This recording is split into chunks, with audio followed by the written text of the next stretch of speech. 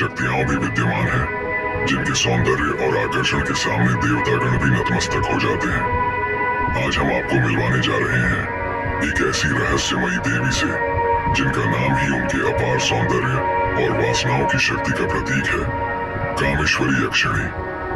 इस अद्वितीय कथा में जानिए कैसे उनकी साधना आपको अद्वितीय शक्तियों का अधिकारी बना सकती है। लेकिन सावधान रहें, क्योंकि उनका आकर्षण उतना ही खतरनाक भी है। कामेश्वरी यक्षिणी का वर्णन प्राचीन तंत्र शास्त्रों में एक अत्यंत मोहक और आकर्षक देवी के रूप में किया गया है। उनका रूप इतना दिव्य और सुंदर है कि जो भी साधक उनकी साधना करता है, वह उनके सौंदर्य से मंत्रमुग्ध हो जाता है।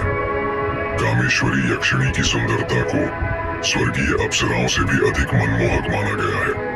उनका सौंदर्य ऐसा है कि वे किसी को भी अपने वश में कर सकती हैं। कामेश्वरी यक्षिणी के सौंदर्य